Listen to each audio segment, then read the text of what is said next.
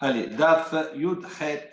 Donc, on va commencer le hamoud précédent au début du nouveau chapitre. Osin, Pasin, Labiraot, Harba'a, Diyum Din, Nir'in, Keshmona, Divrei Rabbi Yehuda. Donc, on va voir ici, on va parler, on a vu déjà ce cas précédemment, concernant les puits qui se trouvaient soit dans le domaine public, soit dans un Rishut Arabim, soit dans un carmélite, où là-bas, on a vu que les Chachamim ont facilité la possibilité de pouvoir puiser dans ces puits-là, pour pouvoir donner, abreuver donc, leurs animaux lorsqu'ils montaient pour les régalim, pour les fêtes, les shalosh régalim. Et donc, on a expliqué, on a dit qu'il y avait la possibilité de construire autour de ces puits qui avaient un statut de Reshut Yahid, de construire, on va voir, des angles, d'accord, qui étaient fabriqués, on va voir comment. On appelle ça osim passim. Donc, on fait des planches, la biraot, pour ces puits-là. Harba'a, donc on en fait 4 à chaque point, à chaque angle. Diyum din. Et on faisait donc effectivement des angles, des planches, une planche, d'accord, dans un sens et dans l'autre, pour former un angle, dans chaque coin autour de ces puits. Nir'in Kishmona, selon Rabbi Yehuda, donc il y avait l'apparence comme si c'était 8 planches, puisque chaque coin était doublé, il y avait 2 planches qui formaient un angle droit, donc ça fait 2, 4, 6, 8, ça faisait 8 en tout. Rabbi Meir dit, Shmona Nir'in Kishnem Asar. Donc, Rabbi Meir, lui, il y avait 8, mais en vérité, en tout, on en avait 12. Arba Diyum Din, donc il y avait 4 angles, donc ça veut dire 4 fois, ça fait 4 fois 2, 8, puisqu'il y avait 2 planches qui formaient chaque angle, plus Arba'a Shooting, plus il plaçait entre chaque espace, d'accord, des passim, des planches également, donc ça en faisait en tout 12. Gov'an, donc maintenant la hauteur de ces angles-là, de ces planches, Asarat Fahim, il fallait qu'ils aient une hauteur de 10 Fahim, de mètre environ. Verochban, Shisha, donc leur largeur c'était Shishat Fahim, ça correspondait à peu près à une Hama. Verovian, Kolchiru, leur épaisseur, peu importe, quelle que soit l'épaisseur, il n'y avait pas de mesure spécifique. Ou Venehen, Kimlo, Shete Revakot. Maintenant, entre chaque angle, d'accord, donc on constituait, on formait, on va dire, comme un Reshut Yahid, mais au lieu que les parois soient pleines, on faisait des parois dans les angles et il y avait entre chaque angle une partie qui était ouverte. On avait vu précédemment que ça, c'est une coula des Chachamim, bien qu'effectivement, il y a une partie ouverte qui est plus importante que la partie fermée. Dans ce cadre-là, c'était autorisé. Pourquoi? Parce qu'on avait un besoin d'eau, c'était vital, etc. Tout cela pour pouvoir monter pour les chaloches réanim et abreuver les animaux. Donc, on nous dit ici l'espace qu'il y avait entre chaque angle, Ubnehem Kemale Shte Revakot. Revakot, c'est un attelage d'animaux. Donc, c'est l'espace de pouvoir amener là-bas, de pouvoir mettre 2 attelages, Shel Shalosh. Shalosh de 3 animaux, de 3 bœufs, bakar. Encore 3 taureaux, 3 bœufs, encore 2 attelages. Donc, ça fait en tout 6. Ça veut dire l'espace qu'il y avait entre les deux, c'était de mettre 6 taureaux ou 6 bœufs. Divrei Rabbi Meir, ça c'est l'opinion de Rabbi Meir.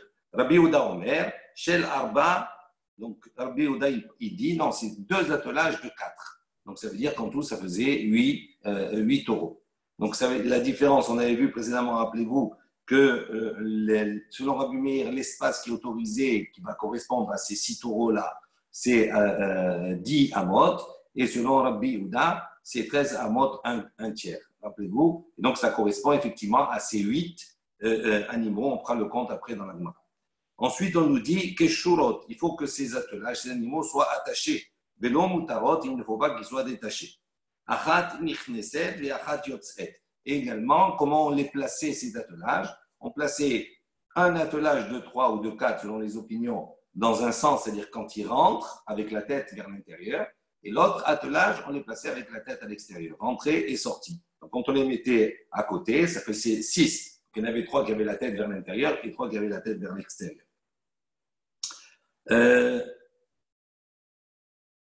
Moutar les akriv la BR. Donc, on a maintenant l'autorisation, la possibilité, les akriv la BR, de rapprocher ces différents angles-là pour resserrer le Reshut HaYachid vers le puits.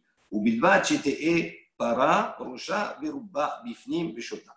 Il dit, mais à condition, on peut rapprocher, mais il faut rapprocher à une certaine distance qui nous laisse la possibilité à la para, à la vache, de rentrer sa tête et la majorité de son corps à l'intérieur Veshota et qu'elle puisse s'abreuver et boire, et que la personne également aussi qui les mène puisse avoir la place pour pouvoir s'abreuver et boire lui, et ne pas être obligé de sortir pour ne pas, si c'est trop serré, on craint qu'à ce moment-là, il soit amené à sortir en dehors de ce périmètre-là et donc transgresser, passer de l'eau du Reshut HaYachid vers le Reshut HaRabbi.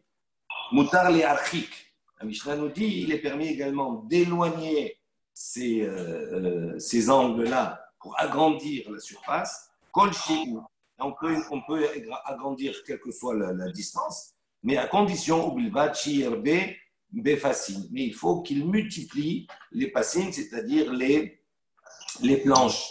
Parce qu'effectivement, on ne doit pas avoir un écart entre une planche et l'autre de plus de 10 amot, ou bien selon certains de plus de 13 amot, un tiers.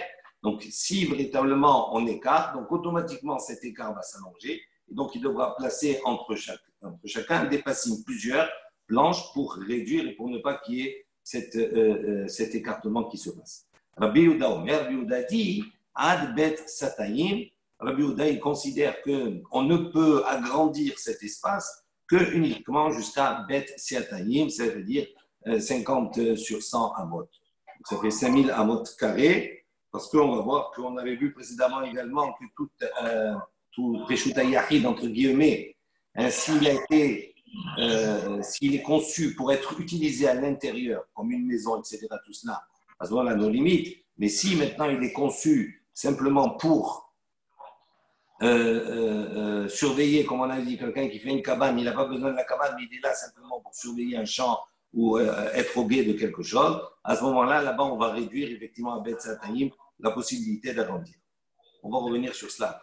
Amroulo, lo amrou Bet Satayim, et là, les mina. Donc, on voit qu'ici, on va rétorquer donc, à Rabbi Yehuda, parce que Rabbi Yehuda, il réduit cela à Bet Satayim, on lui dit non. Quand on a dit Bet Satayim, et là, les mina. Le son saute de temps en temps. Pardon?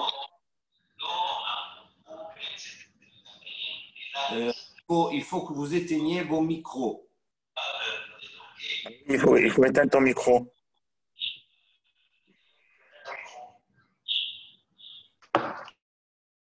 Voilà, on reprend. Donc, on rétorque à Rabbi Yehuda en lui disant Amrou Bet Satayim, lorsqu'on a défini Bet Satayim, uniquement cet espace-là, et là, les guinas ou le karfaf, uniquement pour les guinas, pour les jardins, pour les champs. Karfaf également, c'est une étendue de champs qui est assez important. D'accord, aval, imaya, dire. Mais si maintenant cet espace-là, il est dire, c'est un endroit comme un enclos. Rachi précise, dire c'est un enclos, d'accord. Il dit shel behemoth. On mettait là-bas les animaux. Chez Osim Basadot, ayom kan, ve'ayom kan, qu'aider les abdel. Begalile Abbehemoth. Il dit on mettait les animaux là-bas et on utilisait cet espace-là pour faire en sorte, quand elles faisaient leurs excréments, on utilisait les excréments en tant qu'engrais. Donc là-bas, pour un dire, ça veut dire que l'espace que je clôture est un espace dont j'ai besoin à l'intérieur. J'ai besoin de l'espace lui-même. Ou bien Sahar ou Sahar, ça dépend. C'est également un enclos. Donc on a besoin de l'enclos lui-même en soi. Au Mouktsé, ou bien une arrière-cour, au Khatser, ou bien une Khatser. Afilou Bet Hameshet Korim, Afilou Bet Asara Korim. Il dit là-bas, comme c'est un endroit qu'on utilise en soi, comme une maison, etc., tout cela, il dit même si ça a Bet Hameshet Korim, c'est-à-dire même si ça a une grandeur de 5 cours, donc c'est encore beaucoup plus grand, Afilou Bet Asara Korim, même si ça a un espace de 10 cours, Moutar, c'est permis. Donc, ça veut dire que l'objection, la discussion qu'il y a contre Rabbi Yehuda, c'est que Rabbi Yehuda, il limite cet écartement-là à Bet Satayim, tandis que les Chachamim lui disent non, cette distance, on va dire, cette surface de Bet Sataïm est réservée uniquement à des endroits qu'on considère comme Rishuta Yahid, mais qu'on n'utilise pas pour soi, en endroit en soi, mais on l'utilise pour autre chose.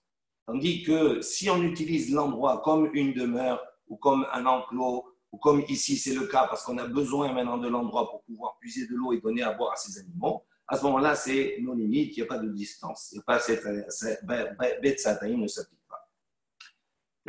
Moutar le Afrique, Kol Shi'u, ou Bilbad Shir, Donc il dit il est permis d'éloigner ces angles, etc., et d'agrandir la surface autour de ces puits, mais à condition qu'il multiplie, fascine, on va dire, ces parois, ces planches-là, pour toujours garder une ouverture de maximum 10 amot, ou bien 13 amot, un tiers. Ça, c'est la Mishnah. Gemara. Lema matnitin delo kehanania. Donc, est-ce que l'on peut dire effectivement que notre Mishnah ne suit pas l'opinion de Hanania, d'Etania, comme on voit ici dans cette baraita? Osim pasin labor, va havalim les shayarat. Va Hanania omer, havalim labor, aval lo pasin. Donc, on voit ici dans cette baraita, on nous enseigne. On dit osé pasin. Donc, pasin, ce sont des planches qu'on met verticalement. Le bord, on peut mettre des passines, des planches pour un bord, c'est-à-dire, on va voir ici, on parle d'une citerne. On va faire la différence entre un bord, une citerne et un BR, un puits. Alors, juste en introduction, comme ça on va mieux comprendre, le bord, une citerne, c'est, on va dire, on a rassemblé manuellement, on va dire, on a rassemblé de l'eau, mais l'eau qui est rassemblée n'est pas à nos limites. Ça veut dire, à un moment donné, elle risque de s'épuiser. Tandis qu'un BR, c'est une source, d'accord? Donc, cette source-là, dans l'absolu, elle ne risque pas de s'amenuiser et de disparaître. Et donc, ça n'a pas le même effet. On va voir pourquoi. Donc, cette principe de osim passin. Alors, passin, c'est quoi le problème? C'est qu'on va mettre des planches, d'accord? On fait des angles, etc., tout ça comme les pluies.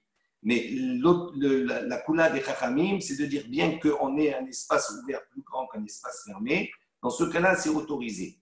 Alors, ce principe d'autorisation, d'après le Tanakama de cette baraita, dit osim passim labor. Il permet de faire ce principe des passim, c'est-à-dire d'avoir une distance ouverte plus grande qu'une distance fermée, pour les bords, c'est-à-dire même pour les citernes. Vahavalim, et en revanche, pour les shayara, c'est-à-dire pour maintenant entourer une caravane, comme on avait expliqué précédemment, dans le chapitre précédent, havalim, c'est-à-dire c'est les cordes que l'on met horizontalement. Ça veut dire, ça sous-entend que le Tanakama n'autorise pas passim pour une shayara, d'accord, mais uniquement les havalim. Va Hanania, sur cela, Hanania, il dit Omer, havalim la bord, aval lo passim. On voit que pour le bord, Hanania, il autorise uniquement les cordes qui sont placées horizontalement. Ça veut dire, le principe là-bas, c'est quoi? C'est un principe de la voûte. Donc, pour cela, il n'y a pas de problème. Mais passim, autoriser, aller jusqu'à autoriser passim, c'est-à-dire autoriser quelque chose où il y a plus d'ouverture que de fermeture, Hanania, il n'autorise pas pour le bord. Et nous, dans l'idée au départ, c'est d'assimiler le bord, c'est un puits, d'accord, d'assimiler cette citerne-là à un BR, à un puits. Et donc, on dit, voici que Hanania, de la même manière qu'il interdit le bord, il interdit également le BR, donc c'est contradictoire avec notre Mishnah. Alors, on répond à Phil ou Tema Hanania, on peut même dire que notre Mishnah va selon l'opinion de Hanania. Pourquoi? Bord la route, BR la route, comme on a expliqué, comme j'ai expliqué, le bord c'est une chose à part et le BR c'est une chose à part. C'est-à-dire, pour quelle raison Hanania est plus mahmir concernant le bord? Il dit parce que, étant donné que c'est une citerne et que dans l'avenir, ces eaux-là risquent de s'épuiser. Donc, si on autorise les passim, on risque que dans le temps, ils ont pris l'habitude d'aller comme cela. Et donc, même quand il n'y a plus d'eau, ils vont autoriser à transporter dans cet endroit-là. Et cet endroit-là, il est considéré que Rishuta Yahid que pour l'eau, mais quand il n'y a plus d'eau, c'est plus Rishuta Yahid, donc à ce moment-là, le transport est interdit. Donc, on peut dire que la Mishnah va comme Hanania, parce que lui dit, le bord, comme c'est quelque chose qui va s'épuiser, donc lui, il est plus mahmir, tandis que pour le BR, il n'y a pas de problème, il va dans le même sens. Il y a de ceux qui disent, Middelo katane Hanania Omer Osim Havalim la bord ou Passim la BR. Miklal dele Hanania Loshna bor ve loshna be'er. Donc, il y a de ceux qui disent, puisque des locatanes, puisque Hanania, il n'a pas enseigné, il n'a pas dit, quand on a enseigné, on n'a pas dit, Hanania, Omer, Hanania, il a dit, Osin, Havalim, la bord. On fait des cordes pour les bords, pour les citernes. Ou Passim, la BR. Et on fait Passim pour les BR, c'est-à-dire pour les puits. Hein, dans l'enseignement, dans la Baraita, c'est marqué Osim, Passim, la bord, Havalim, les Shaira. Rabban Hanania, qu'est-ce qu'il a dit? Havalim, la bord. Mais il ne s'est pas positionné concernant le BR. Donc, là, on peut déduire d'ici des Hanania, Loshna bor, Loshna BR, il ne fait pas de différence. On aurait pu dire ni entre le bord, ni entre la citerne, ni entre le BR. Havalim in, pour les cordes, il autorise, Passim, l'eau, mais pour les planches, il interdit. Lema, matnitin, de l'eau que Hanania, dit à ce moment-là, est-ce qu'on peut dire effectivement que notre Mishnah ne suit pas l'opinion de Hanania? Avilu tema Hanania, tu peux dire non, que même notre Mishnah va selon l'opinion de Hanania. Lema idika amar, tanakama, kame hadar le. Il dit en vérité, Hanania ne répond en vérité qu'à l'introduction du Tanakama. Comme le Tanakama s'est exprimé, lui, qu'est-ce qu'il a dit le Tanakama? Il a dit Osin, Passim, la bord, Vahavalim, les Shayara. Donc Hanania, il répond tout simplement au Tanakama par rapport au bord. Mais on ne peut pas déduire que de là qu'il considère que ce qui est appliqué au bord, il est appliqué également au BR. Et donc, on peut aller dans le même sens, même notre Mishnah peut aller dans le même sens que Hanania. Ensuite, les Mamatnitin de l'eau que Rabbi Akiva. Est-ce qu'on peut dire que notre Mishnah également ne suit pas l'opinion de Rabbi Akiva? Dites-nous, comme on a une Mishnah qui nous enseigne, Echad be'er harabim, ou bor harabim, ou be'er hayahid, aussi la haine passim. Donc, que ce soit be'er harabim, ça veut dire un puits, une source, d'accord, vive, public. Donc, c'est-à-dire qu'il se trouve utilisé par le public. Ou bor harabim, ou bien que ce soit une citerne publique, ou be'er ayahid, ou bien un be'er, un puits d'un particulier. Tous ces trois cas-là, d'accord, il y a be'er harabim et bor harabim, comme c'est pratiqué par un public, c'est un statut particulier. Un be'er qui est d'un yahid, ça reste un be'er, donc ça veut dire l'eau ne s'épuise pas, donc il n'y a pas de crainte. Il dit dans tous ces trois cas, aussi naïm passive. On peut utiliser le principe des planches, des coins, etc. Ok? Aval bor yahid. Mais si c'est maintenant une citerne d'un particulier, aussi l'eau mechitsa gavoa asarat fahim, divrei Rabbi Akiva. Ça, c'est l'opinion de Rabbi Akiva. À ce moment-là, on devra automatiquement faire de vrais mechitsot qui ont une hauteur de 10 fahim. Et donc, on voit ici que ve'ilu acha katane, la biraot in la borot lo. Il dit, on voit que dans notre Mishnah, qu'est-ce qu'on a enseigné? On a dit passim, la biraot, c'est-à-dire pour les BR, pour les sources vives. La biraot, oui. Donc, c'est dans notre Mishnah, on peut utiliser passim pour la biraot. Mais pour la borot, mais si c'est pour les citernes, on n'a pas le droit. Alors qu'on voit que Rabbi Akiva, dans cette Mishnah, il autorise, il dit, on peut utiliser passim pour un borot, il y a Rabbi. Donc, on voit que c'est pas tout, on peut dire que c'est pas l'opinion de Rabbi Akiva. Il dit, Afil ou Tema Rabbi Akiva, tu peux même enseigner et dire que le Mishnah va selon l'opinion de Rabbi Akiva. Pourquoi? Be'er Ma'im Hayim, dit Sikale, Loshna de Rabbim, Loshna de Yahid Katane. Il dit pourquoi? Parce que Rabbi Akiva, parce que notre Mishnah, quand on dit Be'er Ma'im Hayim, quand on dit un Be'er, Ma'im Hayim, c'est une source d'eau vive. Des Sikale, donc quand on a enseigné dans la Mishnah, on n'a pas fait de différence. On a enseigné d'une manière générale, Loshna de Rabbim, Loshna de Yahid. On a enseigné que ce soit une source d'eau vive, que ce soit d'un public ou que ce soit d'un yahid, c'est le même statut. En revanche, bord, mechun nassim, de l'eau psychalée, l'eau katanée. Il dit en revanche un bord qui, lui, ce sont des eaux qui ont été rassemblées. Ce pas des eaux qui viennent du sol, etc. C'est des eaux rassemblées. Il dit pour ça, la Mishnah n'a pas enseigné cela. Il dit lema matnitin, donc on voit ici que notre Mishnah peut aller même selon l'opinion de Rabbi Akiva. On a donc Mishnah sélectionné, on a parlé uniquement que des eaux vives. Lema matnitin de l'eau que Rabbi Yehuda. La même chose, est-ce qu'on peut dire que notre Mishnah ne va pas selon l'opinion de Rabbi Yehuda? Ben Baba, le fils de Baba, dites-nous, d'où on voit Rabbi Yehuda ben Baba Omer, donc il a enseigné, il a dit, un osin passin et là les be'er harabim bilbad. Donc lui, il est encore plus mahmir que les autres, et il considère que on ne peut faire uniquement le principe des passim, des planches, uniquement dans le cas où on a affaire à un BR arabe, un puits d'un public. Un puits public qui est utilisé par tout le monde. Ça, uniquement dans ce cas-là, les Chachamim ont autorisé à avoir plus d'ouverture que de fermeture. Ve'ilou, et donc ce n'est pas notre cas, nous. Ve'ilou acha, katane la beriot, lo shnade rabbi, lo shnade yahid. Il dit, quand on a enseigné dans notre Mishnah, osim pasim la biraot, là-bas on a enseigné les puits d'une manière générale, c'est-à-dire sans préciser si c'est, on n'a pas fait de différence si c'est rabbim, si c'est des puits publics, ou bien des puits qui sont yahid d'un particulier. Donc ça veut dire que même pour un particulier, c'est autorisé. Ce que lui, Rabbi Yehuda ben Baba, interdit. Il dit, Afilou tema Rabbi Yehuda ben Baba. Il dit, tu peux même dire que notre Mishnah va selon l'opinion de Rabbi Yehuda ben Baba. Pourquoi? Maï biraot de alma. Il dit, qu'est-ce que ça veut dire biraot dans notre Mishnah? Des puits. On parle des puits d'une manière générale. Rashi précise, il dit, Akol biraot ka'e vele olam de Rabbi. Il dit donc, quand on dit biraot dans la Mishnah, on parle de manière générale, et tous les puits qui sont apportés comme ça sous-entend les puits des rabbins du pluriel, d'un public. Et donc, ça sous-entendrait, pour faire, on va dire, allier l'enseignement de notre Mishnah et l'enseignement de Rabbi Yehuda, ça voudrait dire que, selon Rabbi Yehuda, notre Mishnah n'autoriserait les passim uniquement que pour les puits qui sont publics. Maï de yumdin. Maintenant, on revient à cette expression. On a dit dans la Mishnah, osim passin la biraot, donc on fait les parois là pour les puits. Arba'a de yumdin. Yumdin, c'est quoi yumdin? Yumdin, on a traduit par ces angles, ces planches qui sont formées en angles dans les coins. Amar birmiya, ber el-azar, dayu amudin. Diu, en grec, ça veut dire deux, amudim, deux piliers. Donc c'est ça, yumdin, c'est tout simplement les angles qui étaient composés de deux parties, de deux planches debout. On continue. Duo, alors ici, c'est bien entendu un siman aux différents sujets qu'on va voir précédemment, qui vont venir maintenant.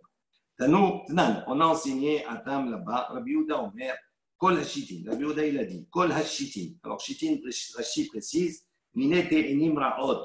Ce sont une qualité de Te'enim, de figues, qui ne sont pas bonnes, ils n'ont pas de grande qualité, ils ne sont pas de qualité. Dit, donc, Kol Hashitin, Pturim.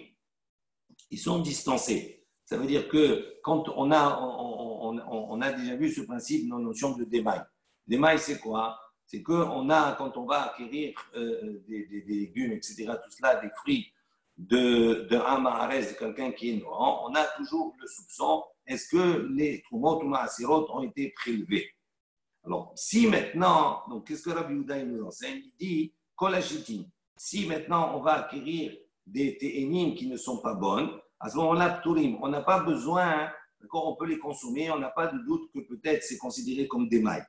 Pourquoi? Parce que Rashi va préciser, il dit pturim minat des mailles, on n'a pas besoin de des mailles, dit kivan deraot, puisqu'elles ne sont pas de bonne qualité. L'ochasalai ou amahares, à ce moment-là, le amahares, il ne va pas avoir peur de ne pas prélever. Généralement, on craint que quoi? Comme c'est de bonne qualité, le amahares, il ne va pas dire je vais prélever, il va perdre. Donc, comme c'est de mauvaise qualité, même s'il prélève, il n'en a rien à faire, ça ne change rien. Donc, pour cela, ils sont dispensés, on n'a pas besoin de prélever dans le doute. Chutz mina diofra, à l'exception de diofra. Diofra, c'est quoi? Ce sont au contraire des filles qui sont, elles, de très bonne qualité. Il dit, pour celles-là, on n'est pas patour du démail, on doit prélever, on doit faire attention. Maintenant, pourquoi on rapporte ça? Il dit, maï de yufra, cette expression diofra, qu'est-ce que ça veut dire? Amar Oula, il a dit, Ilan haose dio perot bashana. C'est un arbre, d'accord, qui, durant l'année, il y a dio, deux perot, deux fruits. Ça veut dire il y a dans l'année deux récoltes. C'est un figuier qui est de très bonne qualité, où l'on va voir que dans la même année, on va faire deux fois la récolte des figues sur ces arbres. Amar Birmia ben Hazar. Alors, on va voir ici un certain nombre d'enseignements qui n'ont pas particulièrement de relation avec notre sujet. On va faire un peu de la data, mais on va retrouver le même personnage qui va revenir à chaque fois, Rabbi Yirmiyah ben Elazar. Donc, il va enseigner, il a dit Dio, par souf, panim, ayalo le Adam Arishon. On dit que donc Adam Arishon, dans la création, il avait Dio par souf, il avait deux un visage de forme. Il était formé de deux parties. Shneimar, comme c'est marqué dans le Passouk, dans les Teilim, Achor vakedem tsartani. C'est-à-dire, tu m'as créé Achor vakedem, derrière et devant, après et avant. Ktiv, c'est marqué. Vaïven, Hashem, Elohim et Tatsela. Et également, c'est marqué, Akadosh Baruch Hu, il a construit, Vaïven, il a construit la femme est Tatsela à la suite de la côte. Rav ou Shmuel. Il y a une discussion entre Rav et Shmuel. Hadamar, un a dit Parsouf, mais Hadamar Zanav. Donc un, il a dit Parsouf, ils avaient effectivement, Adam Arishon, il était conçu avec deux Parsouf, c'est-à-dire il avait deux formes, deux faces, un masculin, un féminin, après il a séparé. Et un, il dit non, Adam, c'est ceux de ce Parsouf-là qu'il a séparé, qu'il a construit la femme. Il dit Hadamar, et un dit non, Zanav. L'Adam Rishon, il avait une excroissance, il avait comme une queue, et c'est de cette queue-là, on va voir qu'il a créé la femme. Selon l'opinion de celui qui dit que Adam Rishon, il était fait par souffle de deux parties, à ce moment-là, on comprend le passouk dans Teilim qui dit Achor vakedem sartani. D'accord, Achor vakedem, c'est-à-dire derrière et devant, tu m'as créé. Donc on voit qu'il a donné deux tsuras, deux formes, une derrière et une devant. Donc ça marche d'après le passouk. Et là, les mandamar Zanav, mais selon l'opinion de celui qui a dit que non, il avait en vérité Zanav une queue, il n'y avait pas deux parties. Maï Achor vakedem sartani. Il dit qu'est-ce que ça veut dire ce passouk-là, Achor vakedem? Kede Rabbi Abba, Ami, de Amar Rabbi Ami, il dit non, on va l'interpréter selon l'enseignement de Rabbi Ami. Qu'est-ce que Rabbi Ami a dit? Achor, les Maaseh Bereshit, Vakedem, les Puranut. Il dit Achor, les Maaseh Bereshit, c'est-à-dire l'homme, on parle de l'homme, il est venu, Achor, les Maaseh, il est venu à la fin, après la création du monde. C'est lui qui est venu finir la création du monde. Vakedem, et il est le premier, la Puranut, ça veut dire à être puni au moment où il a mangé le fruit interdit. Alors on dit Bishlama, Achor, on comprend Achor, c'est-à-dire il est venu à la fin de les Maaseh de la création. D'accord? Des lo ivre atma ali shabbata. Il dit parce qu'effectivement, l'homme il a été créé la veille de Shabbat, vendredi, donc il est venu à la fin. Donc dans ce cas-là, ça marche. Et là, va kedem les Puranut, mais dire qu'il est Kodem, il a devancé, il est venu le premier dans la punition, il dit Maï, il dit de quoi on parle ici? Il est Mahamishum Klala, si on va dire qu'on parle ici de la Klala, de la malédiction qu'Akadosh Baruch Hu lui a donnée après avoir mangé le fruit défendu, il dit Ah, Batehilla, il dit non, en premier, qui est-ce qui a été maudit? Nitkalel Nahash, d'abord le Nahash, Ul Basof, et à la fin Nitkalela Hava, après c'était Hava, Ul Basof, Nikalel Adam. Donc à la fin, c'était qui? C'était l'homme. Donc on voit que l'homme, il est venu en dernier. Donc pourquoi on a dit, il dit, va kedem la Puranut. Donc cette Puranut, cette punition, c'est certainement pas par rapport au fait d'avoir consommé le fruit interdit. Et là, et donc il propose une autre solution. Et là, les Maboul, il dit non, il a été le premier pour le Puranut, pour la catastrophe du Maboul. Dire-t-il, comme c'est marqué à propos du Maboul, וימח את כל היקום אשר על פני האדמה מאדם ועד בהמה וגומר. Donc il dit, on voit ici que à propos de Noir, c'est marqué וימח את כל היקום. Akadosh Baruch Hu, il va effacer un tout être vivant אשר על פני האדמה qui est sur la surface de la terre, מאדם ועד בהמה, de l'homme jusqu'à l'animal. Et on voit ici que quoi? Qu'est-ce qui va engendrer que les animaux également? C'est la conduite de l'homme. Donc c'est l'homme qui va être puni en premier. Et donc, c'est cette Puranut-là qu'on dit qu'il va Kedem, le Puranut. Il est le premier dans la Puranut. Ici, on parle à propos de Noir et du Maboul. Bish lama lema damar parsouf. Maintenant, on revient sur cela. On comprend bien, selon l'opinion de celui qui dit que Akadosh Baruch Hu, il a créé parsouf en deux parties. Aïno dirtiv, comme c'est marqué dans le Passouk, Vayitzer est Adam. Vayitzer, on voit, ça veut dire il a formé l'homme. Et là-bas, on a écrit Vayitzer avec deux yud. Il dit Tre yudin. Il y a deux yud dans le mot Vayitzer. Et là, ça, donc on voit donc deux yud pour dire quoi? Qu'il a créé avec deux formes. D'accord? Un homme et une femme, deux formes. Il dit Et là, les mains de Amar Zanav. Mais pour celui qui a dit que, en vérité, non, il n'avait pas deux parties, mais il avait une queue. Maï Vayitzer. Pourquoi il y a eu deux yud? Il n'y a pas deux formes différentes. Il dit non, Kedé Rabbi Shimon ben Pazi, il va suivre l'opinion de Rabbi Shimon ben Pazi. Rabbi Shimon ben Pazi, il a dit Oili mi yitzri, oili mi yotzri. Il dit pourquoi va yitzer avec deux yud? C'est par rapport à son yitzer hara. Il a été créé avec deux yitzer, un yitzer tov et un yitzer hara. Et Adam Arishon, qu'est-ce qu'il dit? En l'homme, qu'est-ce qu'il dit en vérité? Il dit dans tous les sens, il est meurtri. Regardez ce que dit Rashi. Oili mi yitzri. Ça veut dire quoi? Shemetzaharani im ha'e'esi ratzon yotzri. Si là, mais qu'est-ce qu'il se dit? Si maintenant je réalise la volonté d'Akadosh Baruch Hu, ça veut dire je vais faire la Torah et les mitzvot et je vais bien me conduire. Qui va m'attaquer? Qui va me faire souffrir? Mon Yetzer. C'est mon Yetzer. Lui, à tout prix, il va vouloir me faire trébucher. Oili mi yotzri. Et si maintenant je vais suivre mon Yetzer, alors qui est-ce qui va être derrière moi? Qui va me faire souffrir quelque part? Yotzri, c'est-à-dire mon créateur, c'est-à-dire Akadosh Baruch Hu. Il dit si je fais la volonté de mon Yetzer, ben c'est Yotzri, c'est mon créateur qui à ce moment-là va venir sur moi. Donc dans tous les sens, il est toujours tourmenté. Bish la malemane amar parsouf, toujours de nouveau, on dit, on comprend bien, selon l'opinion de celui qui a dit que Akadosh Baruch Hu a créé Adam Arishon avec deux formes, deux faces. Haïnou dirtiv, comme il est mentionné dans le pasuk, Zachar unkeva bera'am, donc il les a créés, Zachar unkeva, un mâle et femelle. Et là, les mandé amar, donc c'est marqué clairement mâle et femelle, donc il y a deux parties. Il dit, et là, les mandé amar zana, il dit, mais pour celui qui dit non, qu'il a créé une queue, maï Zachar unkeva bera'am, il dit, qu'est-ce que ça veut dire Zachar unkeva? Il n'y a pas de Zachar et de Nekeva, il dit dans ce cas-là. Donc, c'est le passage qui ici, on ne peut pas l'accorder. Il dit, il est de Rabbi Abaou. Il dit, c'est selon l'opinion de Rabbi Abaou. De Rabbi Abaou, mais Rabbi Abaou, il a objecté, il a, on va dire, opposé deux pasuk. Ktiv, c'est marqué dans un verset, Zachar unkeva bera'am.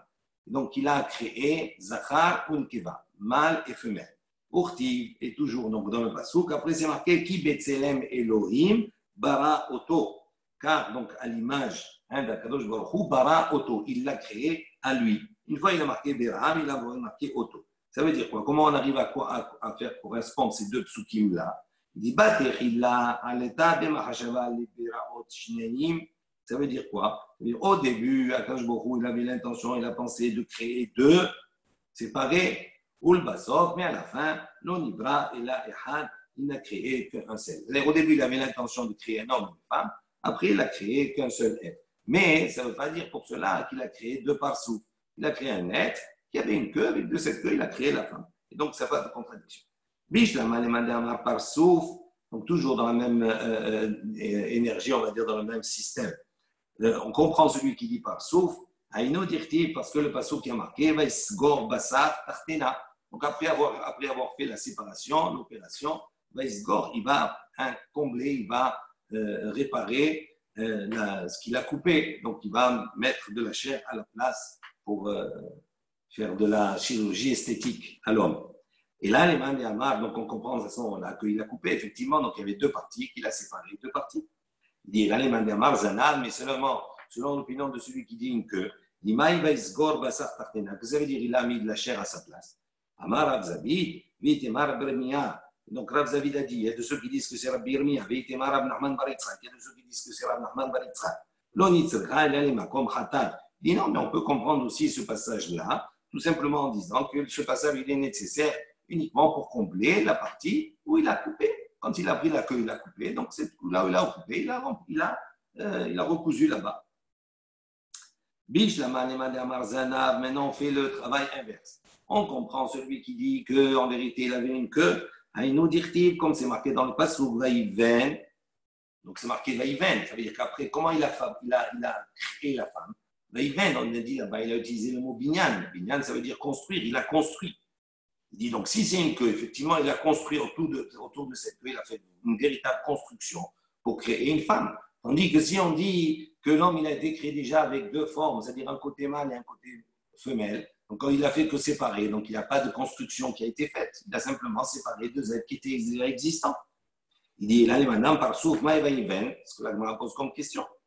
Il dit, lesquels Rabbi Shimon ben Menassia, il dit, c'est comme l'opinion de Rabbi Shimon ben Menassia, des Darish, qu'il a fait la dracha, Rabbi Shimon ben Menassia, il a expliqué, Qu'est-ce que ça veut dire? Vaïven Adonai Elohim et Atzela. Il dit comment? Akadosh Baruch Hu a construit et Atzela la côte. Melamed, on apprend d'ici, donc il donne une autre rachat complètement. Il dit Melamed, chez qu'il l'a Akadosh Baruch Hu le Hava. On dit, on apprend d'ici qu'Akadosh Baruch Hu, il a conçu, il a confectionné des tresses, il a tressé les cheveux de Hava, et il l'a amené à Adam Arishon, et il a, pour qu'elle se marie, il l'a bien coiffé, c'est un coiffeur.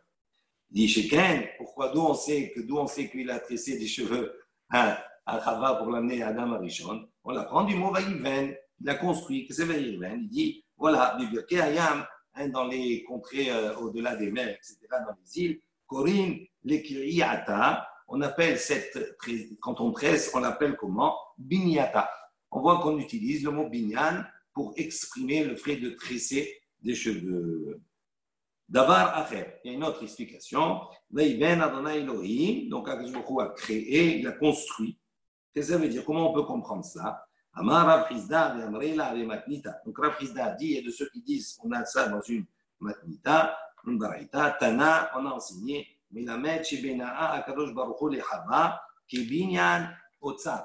C'est-à-dire, on apprend d'ici qu'Akadosh Baruch Hu, il a conçu la femme, il a construit la femme, qu'est Otsar, comme un Otsar. Otsar, on va traduire ici Otsar par un silo. Vous savez, les silos dans lesquels on met le grain, il y a une certaine construction, on va voir. Le silo est toujours très large en bas et, plus resserré vers le haut. Comme ça, quand on met le grain, il a une base en bas qui est très forte pour ne pas qu'il y ait trop de pression sur les parois. Autrement, ça va éclater. Donc, il dit, il a construit la femme de cette manière-là. Ma otsar, un silo, d'accord? Zerahab milemata, c'est large en bas. Les katsar milemala, et c'est étroit vers le haut. Kedele kabel et tapérot pour pouvoir recevoir le grain, les fruits, etc.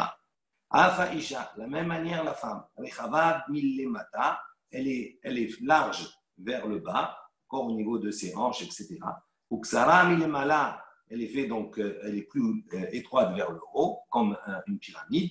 Kedele kabel et avalad, pour pouvoir accueillir, recevoir avalad, le fœtus, l'enfant. Donc c'est ça, Vaïven Hashem Elohim. C'est une vraie construction qu'il a fait au niveau de la structure, on va dire, de la femme. Vaïveha el Adam. Après, c'est marqué que Kadosh Baruch Hu, il a apporté Chava à l'homme. Mais la mère, chez Asa Kadosh Baruch Hu, Shushvinot la Adam. On apprend d'ici que Kadosh Baruch Hu, malgré sa grandeur, c'est lui qui s'est occupé, qui a accompagné un Chava, qui s'est occupé des préparatifs. Rachid dit, Venishenishtadel, c'est lui qui s'est occupé du mariage de la Khatouna pour les réjouir et tout s'occuper de tous les besoins de la Serouda pour la Choupa. Donc, Mikan, d'ici, on apprend les Gadol, Shiyase, Shuzminot, la Katan, Be'aliralo. Il dit au contraire, on apprend d'ici, même si c'est quelqu'un qui est important, qui a une certaine Khashivut, qui s'occupe des préparatifs, même pour un Katan, même pour quelqu'un qui est plus petit que lui, il dit Aliralo, c'est quelque chose qui n'est pas mal pour lui, au contraire. Ce ne serait pas quelque chose qui, nous, bien souvent, on s'imagine qu'on a un certain titre, on va dire, ou un certain niveau, et donc ce n'est pas de notre honneur que de nous occuper des plus petits. Et on voit qu'Akadosh Baruch Hu lui-même, un Birbodo Be'atzmo, il s'est occupé de Adam et de Chava dans ce domaine-là. Ulman Amar par Souf, Eminai ou Sagé Beresha. Dit maintenant, selon l'opinion de celui qui dit que l'homme était constitué de deux parties, une face, Adam, un homme, et une face, une femme. Il dit maintenant, il pose la question, il dit quel est celui qui marchait en premier? Qui est-ce qui conduisait l'autre en quelque sorte? Il dit Amar Nachman bar Yitzhak, il a dit Mistabera, logiquement, des Zachar Sagé Beresha. C'est l'homme qui marchait en premier, devant, toujours devant. Détania, d'où on sait, il y a une baraïta qui nous dit il dit un homme, il ne doit jamais marcher derrière une femme, même si c'est sa propre femme. Pourquoi? Parce qu'on craint qu'il ait de mauvaises pensées, etc. Tout cela, il ne sait pas bien. Maintenant, s'il se trouve dans une situation où c'est étroit comme un pont et qu'elle vient à passer devant, à ce moment-là, il se mettra sur le côté, il passera devant. Il dit tout celui qui passe derrière une femme, dans un nahar, c'est-à-dire dans un fleuve, où là-bas, la femme, elle est devant. Si elle est devant, elle va soulever sa jupe, etc., pour pouvoir la mouiller. Et à ce moment-là, il va observer des parties qui sont couvertes chez la femme. À ce moment-là, cette personne, si elle agit comme cela, cette personne n'a pas le droit au monde à venir. Tanour Rabbanan, les Chagaïm ont enseigné. Donc, si un homme veut compter ou faire passer de l'argent à une femme, de sa main à sa main à elle, ou de la main à elle à sa main à lui, ou bishvil, shiistakel ba, avec l'intention, on va dire, une mauvaise pensée de pouvoir la contempler, afilou domine Moshe Rabbeinu, même s'il ressemble à Moshe Rabbeinu, shikabel Torah Me'ar Sinai, qui a reçu la Torah de Me'ar Sinai, ça veut dire même si c'est une grande avec Chacham, lo yenake midina shel Gehinam, il ne sera pas épargné de la justice du Gehinam. Et sur lui, il est dit, Yad le Yad lo yenakera, il dit d'une main à une main, lo yenakera, il ne sera pas épargné du mal. Lo yenake midina shel Gehinam, donc il ne sera pas épargné ou blanchi, entre guillemets, de la sanction du Gehinam. Amar Rav Nachman a enseigné, il a dit, Manoach c'était le père de Shimshon, de Samson, il a dit, Manoach Amahares Aya, Manoach c'était un Amahares, un ignorant. Comme c'est marqué dans le Passouk, il dit, Manoach il s'est levé, il a marché derrière sa femme. C'était un ignorant, il ne savait pas qu'on ne marche pas derrière sa femme, donc on a dit, c'est pas bien. Matkif, là, Rav Nachman Bar Yitzhak, il objecte, il dit, la me'ata, il dit, mais maintenant, si tu dis comme cela, là, Elkana également, c'était un personnage, c'était un avis, il dit, qui est détané à Rachidi, qui est détané à Besoda Olam, mais c'est der Olam. Rachid précise, il dit, Vayavo Isha Elohim El Eli. Il y a un certain nombre de personnages qui sont, il y a 10 Nevi'im qui sont appelés Isha Elohim, un homme de Dieu. Et donc parmi ces 10, Elkana, il dit Elkana, il était appelé Isha Elohim, donc ça veut dire qu'il avait un niveau supérieur. Et pourtant, c'est marqué à propos de Elkana, Vayelech Elkana Achari Ishto. Donc Elkana, il a marché après sa femme. Est-ce qu'on va dire de Elkana, c'était un Mahares, il est appelé Isha Elohim. Il dit Achinami, la même chose, tu vas dire la même chose. Il dit Vegabé Elisha, également à propos de Elisha. Dirti, Vayakom Elech Achari un. Elisha, il est allé après elle. Il dit Achinami, tu vas dire la même chose, tu vas dire que c'était un Mahares. Il dit Ela, Achare, Devaria, Vihaitsata. Il dit non, là-bas, on va dire, c'est pas qu'ils marchaient physiquement derrière elle, mais ça veut dire qu'ils ont écouté les conseils de ces femmes-là. Il dit à Hanani, il dit la même chose ici aussi. Pourquoi tu veux dire que à propos de Manoach, tu vas dire là-bas qu'il était Amahares. Peut-être aussi que lui, il a suivi également les conseils de sa femme. Achinami, Achare, Devare, Ve'etzata. Amar Abashi, Ulmaïde Amar Rav Nachman, Manoach Amahares, Haya. Il dit, Rabashi, il a dit non. Ulmaïde Amar, lorsque Rav Nachman a dit que Manoach, il était Amahares, Avilu Be'Rav. Nami Lokara Dirti, il dit même les enfants, on va dire, de la yeshiva de Rabani, Lokara Dirti, il y a un passage qui a dit comme cela, Vatakom Rivka Venaaroteha. Donc Rivka s'est levée avec ses Naaroteha, avec ses servantes, Vatirkavna ala Gemalim, donc ils sont montés sur les Gemalim, sur les chameaux, Vatelachna Achare Haish. Elles ont suivi, elles ont été après l'homme. Donc on voit ici, c'est pas marqué, ils ont suivi, ils sont passés devant l'homme. Donc ils ont suivi après. Donc on voit ici qu'il dit effectivement, lorsque Rav Nachman dit, c'est-à-dire il a dit d'une manière concrète. Amar Yohanan, Achare Ari, Velo Achare Isha. Rav Yohanan a dit, vaut mieux marcher derrière un lion que de marcher derrière une femme. Une femme qui est particulièrement, entre autres, mariée, etc. Achare Isha, Velo Achare Avodat Kochavim. Vaut mieux marcher derrière une femme que de marcher derrière Avodat Kochavim, derrière des idoles. Achare Avodat Kochavim, Velo Achore Bet HaKnesset, Besha'a Shemipalelim. Il vaut mieux marcher derrière une idole que de passer derrière, d'accord, une bête à Knesset au moment où ils sont en train de prier. Et puis lui, il passe et qu'il ne rentre pas, d'accord, dans le cas où il n'y en a pas d'autres dans la ville, par exemple. On va le soupçonner qu'il ne croit pas donc à Kadosh Baruch Hu. Amar Birmia ben Elazar, Birmia ben Elazar, il a dit Kol otan hashanim shaya Adam Arishon binidoui. Il dit pendant toutes les années où Adam Arishon était binidoui, il a été donc mis de côté. Binidoui, il a été excommunié entre guillemets, si on peut utiliser ça comme cela, puisqu'après la faute d'avoir consommé le fruit interdit, on nous dit qu'il a été binidoui. Pendant toutes ces années-là, on va voir qu'elles vont être au nombre de 130 années. Holid, Ruhin, Mishiddin, Belilim. Donc il a mis au monde des mazikin, on va dire, il a mis au monde des êtres qui n'étaient pas bien. Shneimar, comme il est marqué dans le pasuk, Vayehi Adam, Shloshim Umat Shana, Vayoled Bidmuto Ketsalmo. Donc on nous dit là-bas dans le pasuk, Vayehi Adam, Adam donc a vécu, Shloshim Umat Shana, 130 ans, et après 130 ans, pardon, Vayoled Bidmuto Ketsalmo. Il a mis au monde, d'accord, comme lui ressemble. Donc ça veut dire quoi? Ça veut dire ça veut dire que jusqu'à 130 ans, il avait mis au monde des choses qui ne lui ressemblaient pas. Donc ça veut dire des choses qui n'étaient pas comme des shedim, des mazikin, etc., des choses qui n'étaient pas bien. Donc on voit de ce passouk-là, parce qu'il a commencé à mettre au monde comme lui, c'est-à-dire comme un homme normal, à partir de 130 ans. C'est-à-dire pendant 130 ans, il était béni d'où il y a la suite de la faute. Et dans ces 130 ans-là, malheureusement, il a mis au monde des mazikin. Mais on vient objecter. Aya Rabbi Meir, Rabbi Meir, il a dit, Adam Arishon, Chassid Gadol Aya. On dit, lui dit, Adam Arishon, c'était un grand chassid. Pourquoi? Il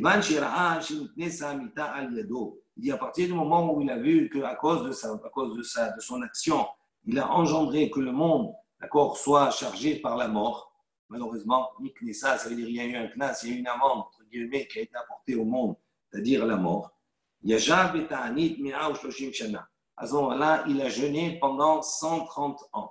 Il s'est assis en train de jeûner pour expier sa faute. Upirash Mina Isha Mi'a ou Shloshim Shana. Il s'est séparé de sa femme pendant 130 ans.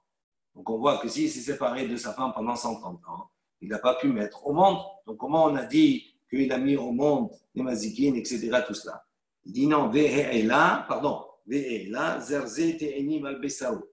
Donc non seulement il a fait ta'anit, non seulement il s'est séparé de sa femme, également il s'est recouvert un zirze te'enim, avec des ronces, on va dire, des épines de te'enim, de figuier, etc., tout ça, al-Besaro sur sa chair. Donc il s'est meurtri également. Donc on voit ici qu'effectivement il n'a pas pu le mettre au monde. Il dit Mea ou Shloshim Shana, ki ka'amrinan ha'u be'shichvat zera dechaza le'onse. Il dit non, on parle ici quand on a dit ki ka'amrinan, donc quand on a dit qu'il a mis au monde pendant 130 ans, il a mis au monde des mazikin, on ne parle pas qu'il a eu des relations qu'il a mis au monde véritablement. On parle de Shirvat Zera, de cette pollution nocturne, entre guillemets, des Chazal et Onse qu'il a vu malgré lui. Et donc, c'est de cette Shirvat Zera-là, de ce Zera-là, ont été créés spirituellement des démons, etc. etc. Ve'amar Rabbi Yirmiyah ben El-Azar, Rabbi ben El-Azar, il a dit, donc toujours c'est le même auteur, Miktsat Shitro Shel Adam Omrim Befanav, Vekulo Shelo Befanav.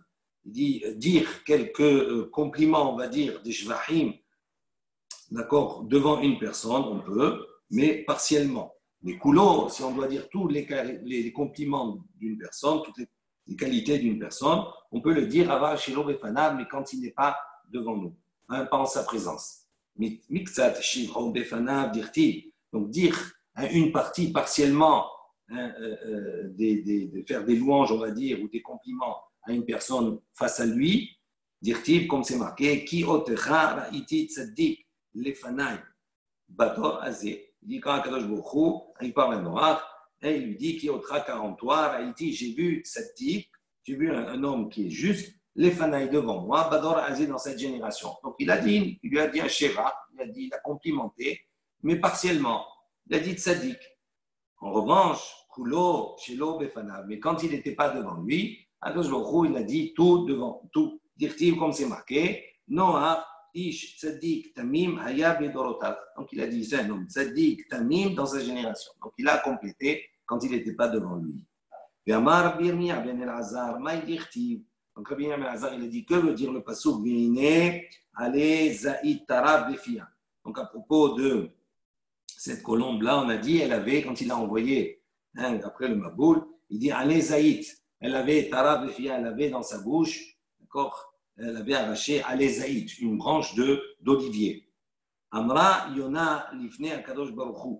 La colombe a dit devant Akadosh Baruch Hu, à travers la dracha de ce pasuk, Ribono shel olam, maître du monde. Yiyu mezdonotai merurim kezayit umsurin beyadecha. Ve'al yiyu metukanim kidvash utluyim biyad basar vadam. Elle dit comme ça, je préfère que ma subsistance, d'accord, amère soit-elle, soit amère, kazaïd, comme l'olive, d'accord, mais umsurim beyadecha, mais qu'elle me soit transmise, donnée par ta main à toi. Je préfère cela que d'avoir une subsistance metukim, c'est-à-dire douce comme le miel, utluyim beyad basar vadam, mais qui dépend des êtres humains, des autres.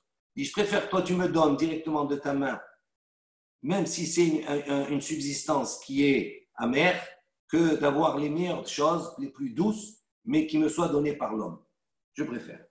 Ktiv, d'où on apprend cela? Ktiv, c'est écrit ici à propos, les aïd taraf, c'est marqué taraf. Qu'est-ce que ça veut dire taraf? Pour Ktiv atam, et il est marqué dans Mishlei, hatrifeni lechem choki. Là-bas, on nous dit, c'est-à-dire accorde-moi, donne-moi, nourris-moi, d'accord, de la nourriture qui soit nécessaire. Donc, on voit trifeni, ça veut dire c'est dans la notion de donner ma subsistance. Il dit la même chose, venir à les taraf, taraf, ça veut dire dans le sens de donner sa subsistance, sa nourriture. Mais Amar Birmiya bar el-Azhar, Rabbi el-Azhar ben Azhar a dit, Kol ba'it, shenishma'im bo divrei Torah bal-layla, shuv eno neherav. Il dit toute maison dans laquelle on entend des paroles de Torah la nuit, cette maison-là ne sera pas détruite. Shneimar, comme il est marqué dans le pasuk, dans Yod, Velo Amar Aye Eloa, Osai, Noten Zemirot Balayla.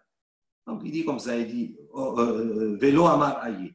Il dit, mais on ne dit pas là-bas où est Aye Eloa, où est Dieu, Osai, mon créateur. Noten Zemirot Balayla, à ceux qui donnent des émirotes, c'est-à-dire des chants et des paroles de Torah dans la nuit. Ve'amar Bermiya ben Nerazar, toujours le même auteur, Miyom she'arav bet Hamikdash, il dit à partir du moment où le Bet Hamikdash a été détruit, Dayo la'olam she'ishtamesh bishte otiyot. Donc le monde, à ce moment-là, d'accord, n'utilise plus que 2 lettres du nom d'Akadosh Baruch Hu. Yud Ke Vav Ke, il utilise uniquement Yud Ke. Shneimar, comme c'est marqué, comment on le lit, Kol ha-neshama te'alelia, Alléluia. Il dit toute neshama, d'accord, va te louer avec le nom Hashem Yud Ke, ces 2 lettres. Ve'amar Bermiya ben El-Azhar, Rabbi Abdel Azhar, il dit Nit kalkela Babel, nit kalkelu shechenea. Il dit à partir du moment où Babel a été maudite, elle a été détruite, nit kallelu shechenea. Également, avec sa malédiction, celle-ci s'est répandue également sur ses voisins. Nit kallela Shomron. Mais à partir du moment où Shomron a été maudit, il a été détruit, on parle de la partie inquiétée du royaume d'Israël. Dit Nit barechu shechenea. À ce moment-là, ses voisins ont été bénis. Comment c'est possible? Nit kallela Babel, nit kallelu shechenea. Donc, quand Babel a été détruite, a été maudite, à ce moment-là, son voisinage également. Dire-t-il, comme c'est marqué, Vesamtia les morash qui pod vehakve maïm. Il dit, c'est marqué à propos de Babel là-bas dans sa destruction. J'en ferai, d'accord, un domaine, Vesamtia les morash qui pod. Un domaine, un endroit où il y aura des hérissons, d'accord, et qui sera agme maïm, un réceptacle d'eau. C'est-à-dire ça va être inondé, il va y avoir des animaux sauvages, etc. Rachid dit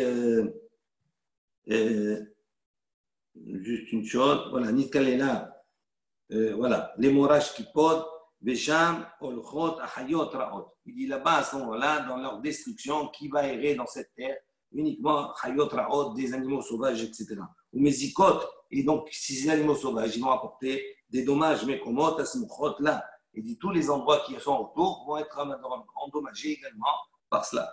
En revanche, Nitakela, Shomron, à partir du moment où Shomron a été maudit, il a été détruit, Nitbarechu Shechenia, son voisinage a été béni. Pourquoi? C'est marqué là-bas à propos de Shomron, Vesamti Shomron, Le'i Hasadeh. Il dit, je mettrai, donc Shomron deviendra I Hasadeh, un des champs de décombres. Il dit les mat'e, karen, également des endroits, d'accord, de plantation de vignes. Donc, on voit ici que même si c'est détruit, on peut continuer à labourer, on continue à semer et à planter. Et donc, quelque part, même si on a détruit d'un côté, pour ceux qui sont autour, ils peuvent les utiliser. Et donc, ça, c'est une bracha pour ceux qui sont autour. Voilà, on s'arrête là. Baruch Adonai Le'olam. Amen ve Amen.